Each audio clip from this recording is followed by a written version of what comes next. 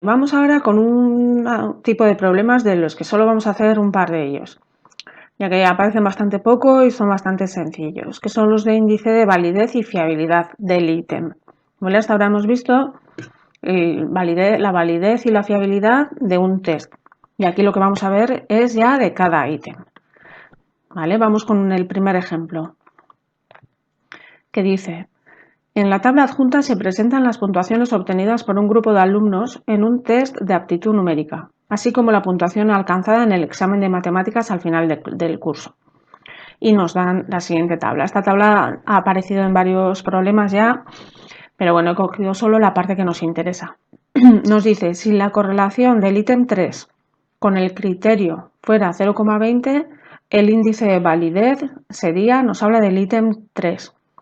Tenemos en la página 55 la fórmula del índice de validez para un ítem, que es SJ por RJI. J de ahora en adelante va a ser siempre, se va a referir a ítem, ¿vale? Con lo cual, SJ va a ser la desviación típica del ítem,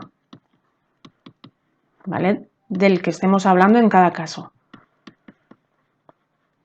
Y RJI, como siempre, R es una correlación entre J, que es el ítem, y I, que es el criterio. Entonces,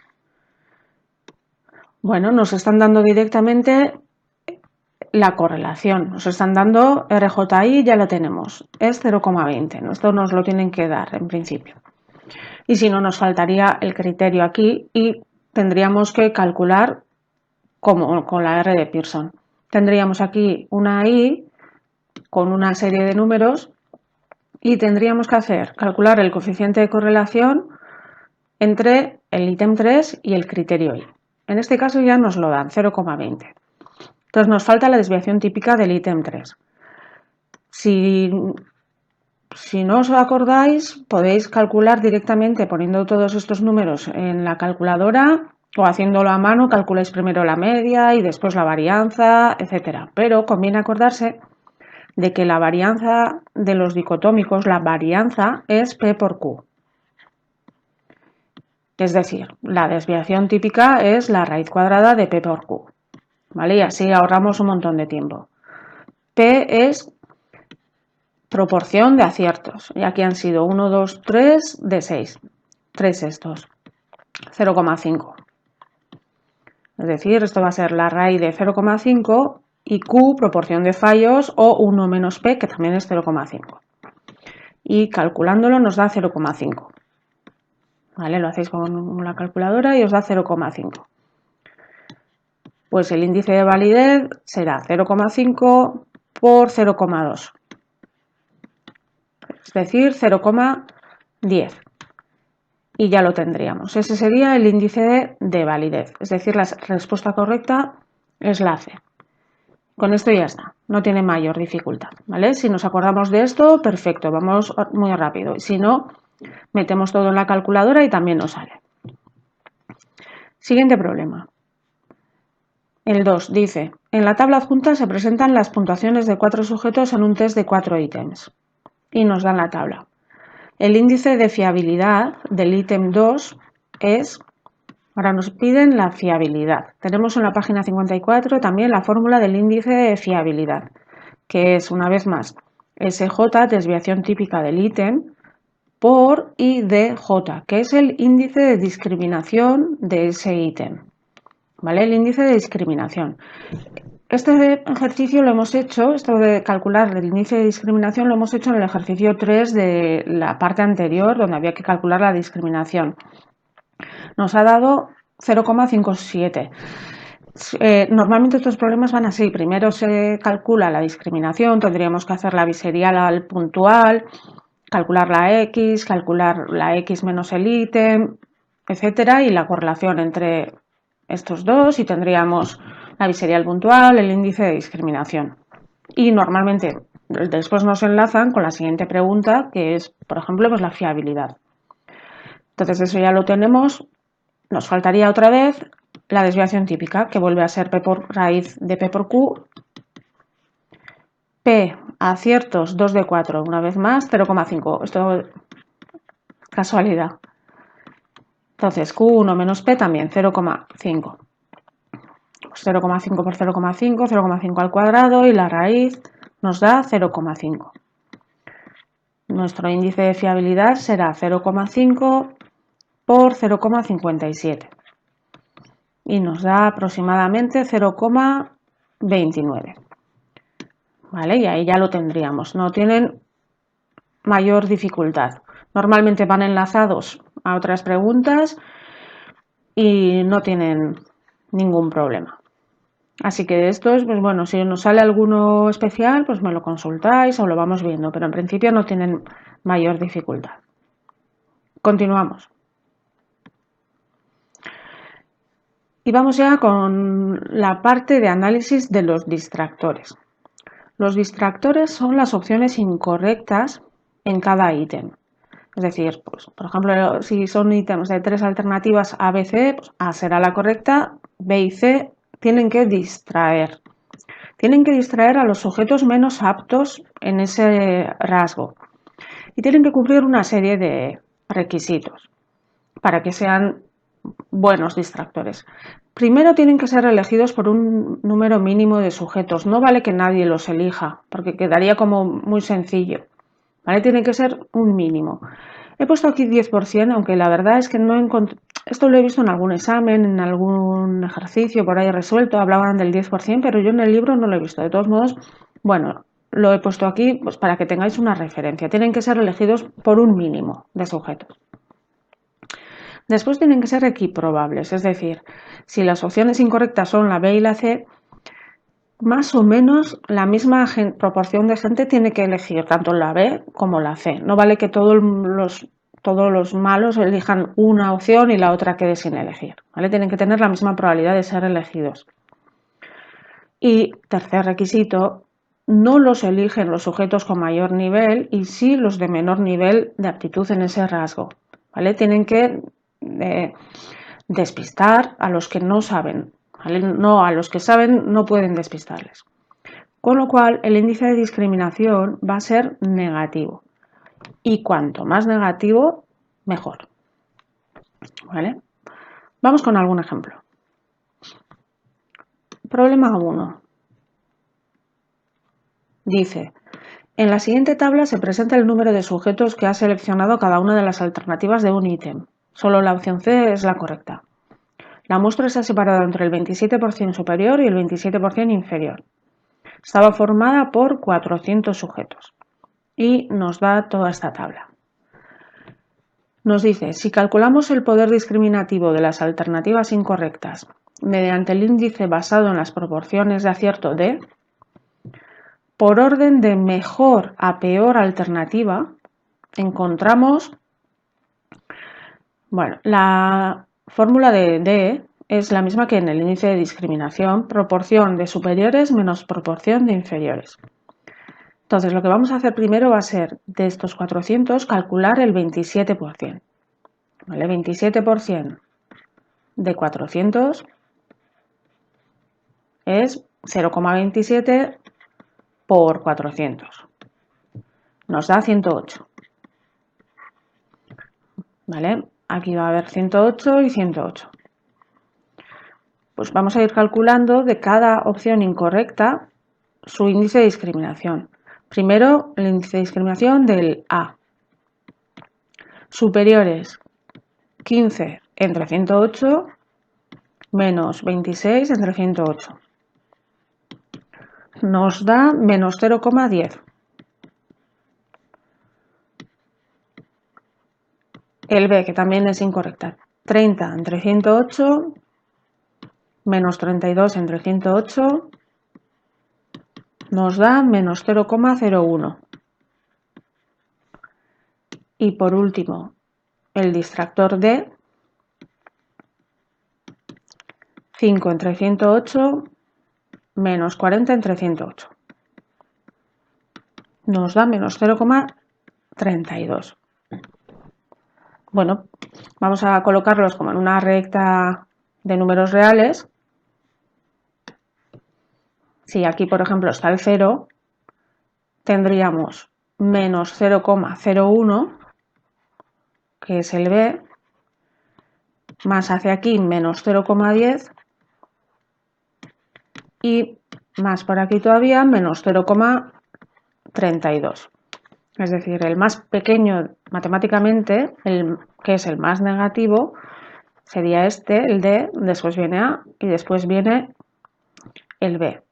Así que el D será el mejor, seguido del A y seguido del B. Si nos dice de mejor a peor, aquí cuidado en leerlo siempre luego otra vez bien, si nos dice mejor a peor o de peor a mejor, pues el mejor de los incorrectos es el D, porque es el que mejor discrimina en negativo. ¿Vale? Queda claro, con lo cual la respuesta correcta es la A. D es el mejor, después viene A y después viene B. Cuidado aquí con los negativos, ¿vale? Con el menor de los menores. Yo creo que gráficamente se ve bastante bien. Siguiente problema. Aquí ya no vamos a hacer ni cuentas, vamos a hacerlos un poco a ojo, veréis cómo. Dice, en la tabla adjunta se recogen las respuestas dadas por un grupo de 400 sujetos a un ítem de 4 alternativas de las que solo una es correcta, la C. Ante estos resultados, la alternativa A debe modificarse, la B está bien puesta, la D debe modificarse. Bueno, podríamos hacer los cálculos incluso, pero ni siquiera nos hace falta. Vamos a ir mirando un poco, la C es la correcta. Es decir, de los superiores, el 25% de los superiores, 90 han acertado y 20 han fallado.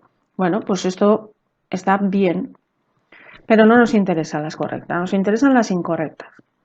Miramos la A, por ejemplo. Pues la A lo han elegido muchos más inferiores que superiores. Pues también está bien, como distractor está correcto, ¿vale? Sin embargo, el D lo han elegido tanto los que tienen mucho nivel en ese rasgo como los que lo tienen poco. Es decir, lo mismo, 40-40. Pues este ya es que directamente no está bien. Esta alternativa incorrecta como incorrecta no está bien. No distrae bien porque ha distraído también a los superiores. Y ya sin mirar nada más, podríamos saber que la D tiene que modificarse. ¿Vale? Aquí yo ya no seguiría, o sea, ya está. La D debe modificarse porque de hecho, a ojo también, si calculáis el índice de discriminación como proporción, 40 menos 40 nos va a dar 0 y no es ni negativo, tienen que ser negativos. Así que esa ya lo tendríamos. No hace falta pararse a pensar más. ¿Vale? La alternativa D hay que modificarla. Y vamos a ver otro parecido, ¿vale? Que dice, en la tabla aparecen las respuestas de 200 sujetos a 3 alternativas, donde la opción B es la correcta. Por filas aparece la frecuencia de sujetos que han seleccionado cada alternativa y que han obtenido puntuaciones superiores e inferiores al 50% de la muestra. Aquí nos dan todos, al fin y al cabo, los 50 y superiores e inferiores. Y más o menos lo mismo. Si tuviera que revisar alguno de los distractores por su mal funcionamiento, sería, bueno, la B es la correcta, 73-10, vale. La A, 19-35, este es mayor que este, bueno, tiene buena pinta. Y la C no tiene buena pinta, porque 47 es mayor que 16. Y para que discrimine bien, los superiores, ¿vale? En un distractor tiene que ser menor que los inferiores. Lo han tenido que elegir menos personas y aquí lo han elegido más. Es decir, la C hay que revisarla. Y dice, B, el C porque discrimina en el mismo sentido que la alternativa correcta.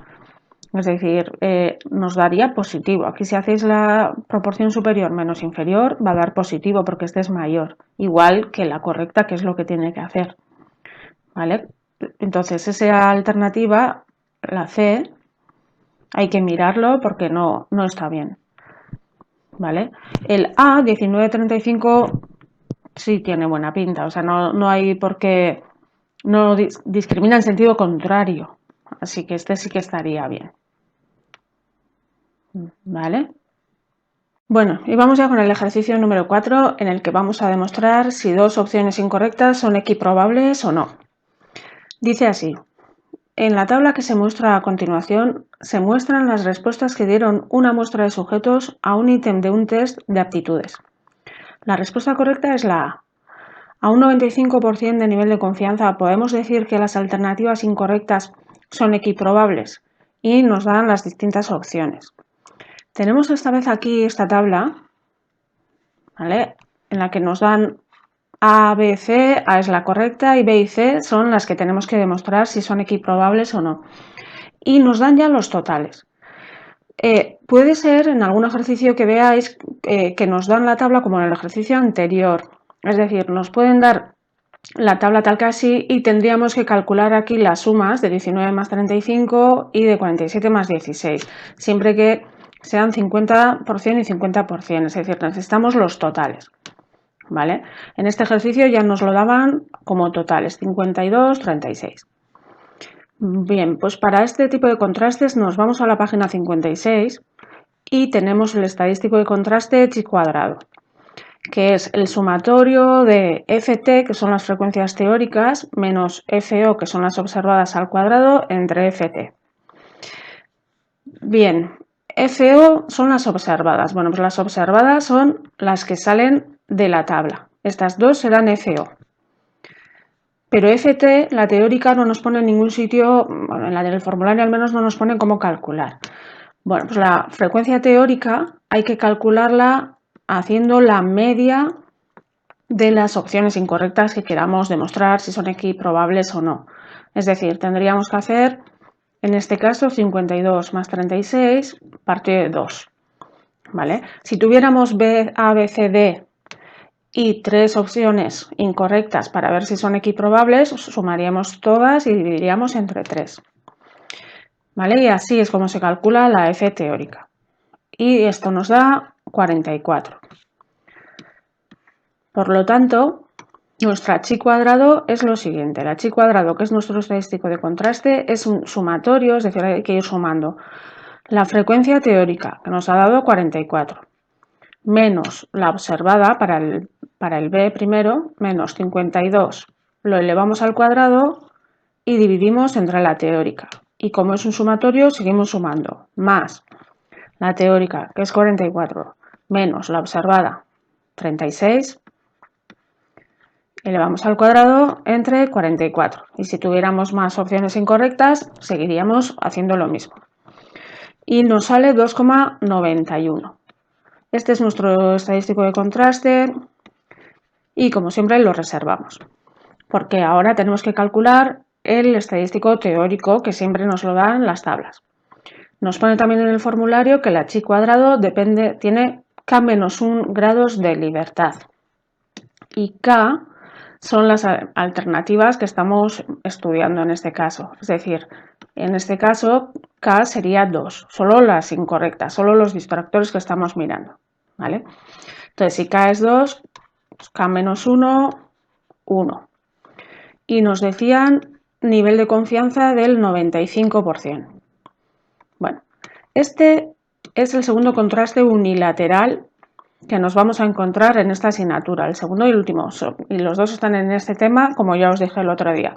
Uno es el de la T para la discriminación y otro es este. En este contraste, es un contraste de independencia realmente, pero bueno, lo que vamos a ver es la H0 va a ser que sí son equiprobables, ¿vale? Y la alternativa que no lo son, no son equiprobables. Y lo dicho, es un contraste unilateral, ¿vale? Acordaros de que este es unilateral. Entonces no tenemos que mirar 0,975 ni nada. Tenemos que mirar directamente 0,95 y 1 grado de libertad. Nos vamos a la tabla de la chi cuadrado, 1 grado de libertad, eso es nuestra n, y buscamos 0,95. Lo tenemos aquí, 3,84. Bueno, pues como solemos hacer últimamente, pues ponemos para verlo bien, colocamos 3,84, el teórico, Entonces a la izquierda nos queda H0 y a la derecha nos queda H1. Y ahora colocamos nuestro estadístico de contraste, que lo teníamos aquí guardado. 2,91. 2,91 es menor que 3,84, por lo tanto va en esta parte, es decir, va en la parte de H0, con lo que sí son equiprobables, ¿vale? Tienen la misma probabilidad de ser escogidos. Son equiprobables. ¿Vale? Así se haría el contraste. No tiene más dificultad que saber cómo calcular la frecuencia teórica y después mirar en la tabla y acordarse que es unilateral. Ahora intentamos responder. Vale, sabemos que sí que son equiprobables y las respuestas que nos dan, vale, son sí, porque el valor teórico, el teórico del estadístico es menor que el valor obtenido. El valor teórico, recordar, es este, el que sale de la tabla, 3,84. Pues 3,84 es mayor que el obtenido. Nosotros hemos obtenido este, ese es el obtenido. Y el teórico es el que sale de la tabla. Es decir, esa respuesta no está bien. Sería la B, que sí que son equiprobables, pero porque el valor teórico es mayor que el valor obtenido. Valor teórico nos ha salido mayor que el obtenido. ¿Vale? Y con esto ya tendríamos este contraste del H cuadrado ya realizado.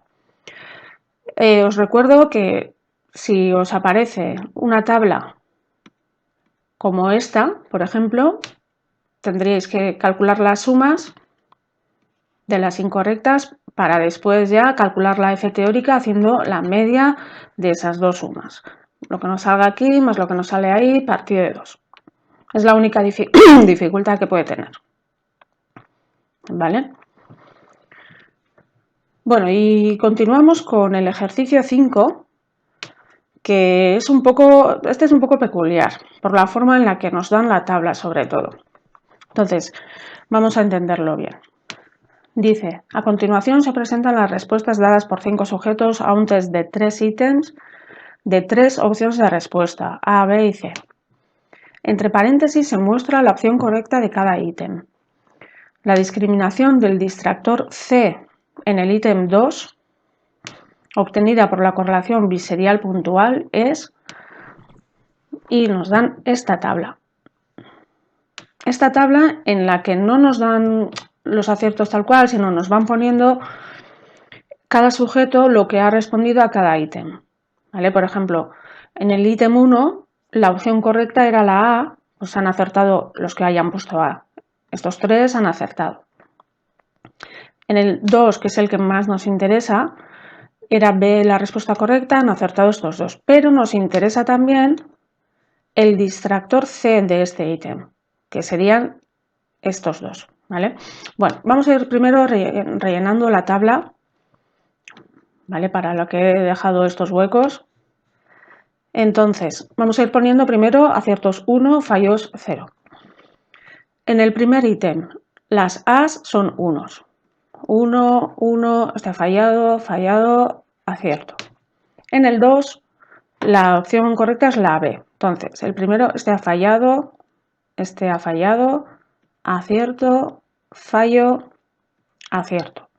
Pero vuelvo a decir, nos interesa también marcar los que, aparte de fallar, han elegido C, que son estos 2.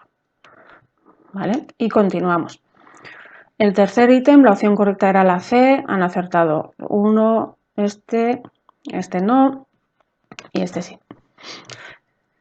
Entonces, para hacer la correlación biserial puntual tenemos la fórmula que también hemos utilizado antes. La fórmula es la misma, pero cuidado porque aquí la XA, sobre todo, cambia un poco. De hecho, cuando estamos estudiando discriminación, creo recordar que os dije que la correlación biserial puntual es la misma que la correlación de Pearson y podríamos hacerlo con la calculadora incluso y nos saldría directamente.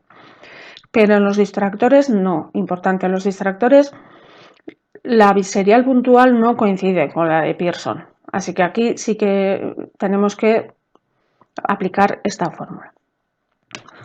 Para lo cual vamos a calcular también la x y después la x menos el ítem 2. La x, como siempre, sumamos por filas la puntuación de cada sujeto. 1 más 0 más 1, 2. 2, 2, 0, 3. Y si le restamos el ítem 2, 2, 2, 2 menos 1, 1, 0, 2. ¿Vale? La importante es esta columna. Esta y la del ítem 2. Vamos mirando lo que significa cada parámetro de estos. XA es la media en el test de los sujetos que han seleccionado la alternativa incorrecta a estudiar. ¿Vale? La media de los que han elegido la alternativa incorrecta. Es decir, estos dos, la media sería sumar esas dos puntuaciones. ¿Vale? Han obtenido, ha sido este sujeto, el 1 y el 4. Pues en el test total, la media ha sido 2 más 0 entre 2. Y nos da 1.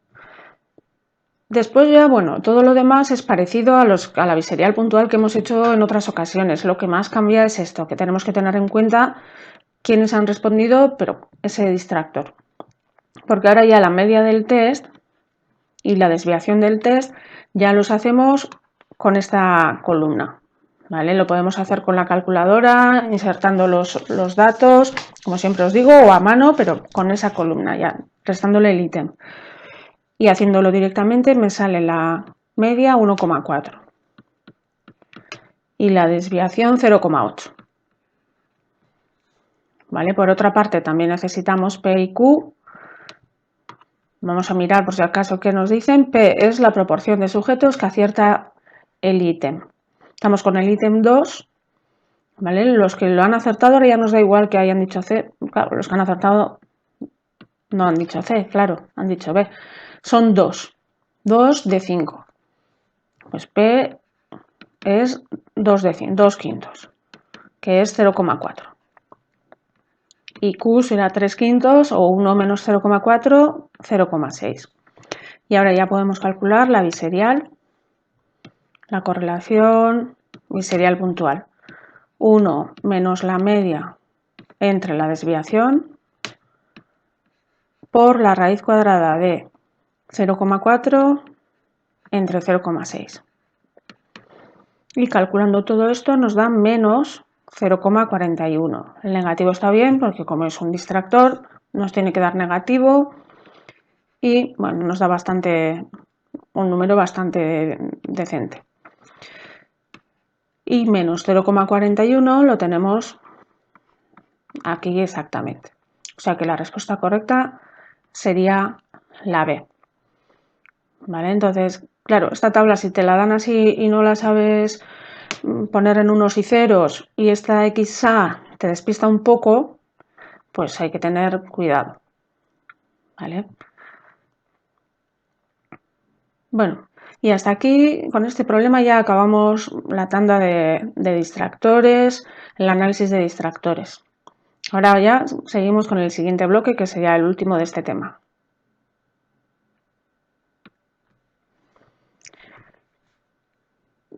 En este bloque vamos a estudiar el funcionamiento diferencial del ítem, que se estudia mediante el procedimiento de Mantel-Haenszel. Vamos a hacer un solo problema porque se hacen todos parecidos y tampoco caen alguna vez, cada vez en cuando. El funcionamiento diferencial del ítem lo que estudia es si un ítem funciona diferente, como su nombre indica, según el grupo. Tiene una diferencia con el impacto. El impacto también estudia si hay diferencias en un ítem en las respuestas, pero el impacto se da cuando las diferencias son reales, es decir, dos grupos tienen un nivel distinto de aptitud en un rasgo, Por ejemplo, pues, si cogemos a unos estudiantes de 18 años y otros estudiantes de 12 años y les ponemos un problema de matemáticas de los de 18 años, pues los de 12 van a fallar, van a funcionar diferente, pero porque tienen distinto rasgo de aptitud en matemáticas que los de 18. Entonces, eso cuando es así, cuando es algo explicable, es impacto. Pero si cogemos a dos grupos de 18 años, pero de un colegio o de otro, y vemos que funcionan distinto, es cuando tenemos que pensar que no hay una causa o cuál es la causa, pero vamos a pensar que sí que hay un funcionamiento diferencial del ítem. ¿Vale? Vamos con el ejemplo. El ejemplo dice así: los datos que se presentan en la siguiente tabla representan el número de aciertos y fallos a un ítem de un test de rendimiento en función del género y de la puntuación en el test total. El ítem presenta un valor FDI, D y nos dan las opciones. Y nos dan esta tabla. Puntuaciones en el test van de 0 a 10, de 11 a 20, 21 a 30. Aciertos y fallos, y los grupos son niños y niñas. Y queremos ver a ver si hay un funcionamiento diferencial entre los niños y las niñas. En la página 56 del formulario tenemos esta fórmula, ¿vale?, de alfa de Mantel-Hansel, que tiene esta forma: A de sumatorio entre n. Bueno, lo importante es la tabla que también está ahí, ¿vale? Tenemos correctas, incorrectas, grupo de referencia y grupo focal, se llaman. Y aquí están A, B, C, D y las n's. Entonces, esta tabla la tenemos que transformar en una tabla de este estilo. Bueno, no en una, sino en tres. Para cada fila, para cada puntuación, vamos a hacer una tabla de la siguiente forma.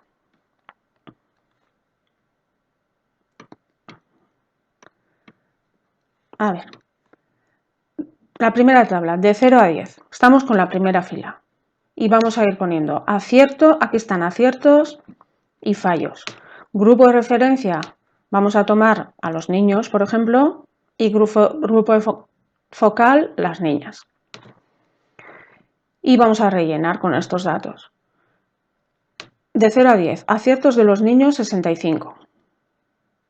Y vamos hacia abajo por columnas para que vaya más sencillo. Aciertos de las niñas, aciertos grupo focal 60.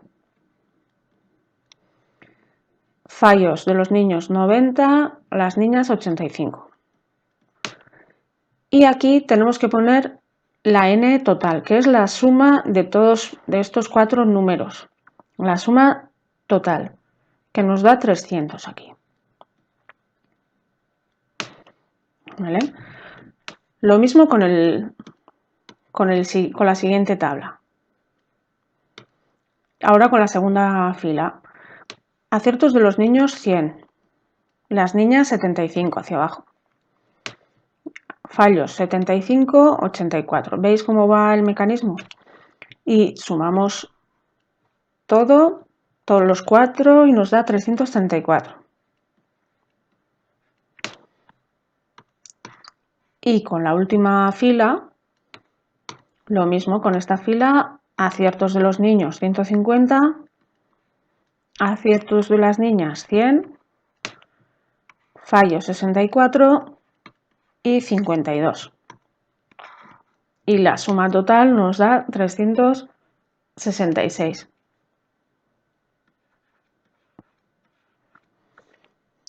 Y con esto es con lo que tenemos que aplicar esta fórmula. ¿Vale? En el numerador nos pone A por D entre N. A por D es este aspa en cruz. A por D y dividiremos entre esta N siempre. Sumatorio, pues con cada tabla iremos sumándolo de la siguiente forma. A ver.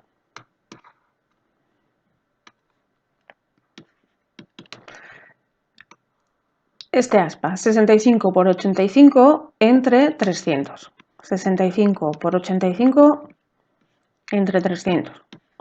Más el mismo orden, 100 por 84 entre 334. Y más 150 por 52 entre 366. ¿Vale? Y ahora nos vamos al denominador y en el denominador tenemos el otro aspa. Tenemos b por c, pues hacia este lado. Entre n, otra vez, la n es la misma, ¿eh? B por c, en este sentido, entre la misma n. Es decir, 90 por 60 vuelve a ser entre 300 más 75 por 75 entre 334 más 64 por 100 entre 366. Y como siempre os digo, con mucho cuidado con la calculadora, si tenéis que hacerlo en dos partes, primero el numerador y después el denominador. Bueno, nos da 1,24. No nos lo pide, pero bueno, 1,24 significaría que sí que hay diferencias a favor del grupo de referencia, que sería el de los niños, ¿vale? O sea, cuando es mayor que 1, cuando alfa es mayor que 1, significa que hay diferencia a favor del grupo de referencia, a favor de GR, ¿vale? Y si alfa fuera menor que 1, sería a favor del focal. Alfa menor que 1, habría también diferencias, pero a favor del grupo focal. Y si alfa es 1, no hay diferencias. 1 o cercano a 1. Eso pues por si os lo preguntan. No es el caso, aquí solo nos decían cuánto es el FDI. Entonces 1,24, pues tenemos aquí la respuesta. La respuesta correcta es la C. ¿Vale? Esta pregunta cayó en un examen de ABEX de 2021 y alguna otra vez, pero bastante pocas veces. Pero bueno, es un procedimiento bastante sencillo una vez de que lo controlas. Bueno, y con esto ya hemos terminado con todos los problemas del tema 8, ¿vale? En los que hemos visto, por una parte, índices de dificultad, de discriminación, de validez y fiabilidad. Hemos visto también análisis de los distractores y funcionamiento diferencial del ítem. Es un tema bastante importante, aunque es bastante largo y a veces os cuesta un poco. Bueno, se puede saltar, ya que caen un par de preguntas en un examen y igual pues no merece la pena tanto, pero bueno, no, siempre conviene estudiarlo. Bueno, nos vemos en el tema 9. Ahora seguimos. Hasta luego. Agur.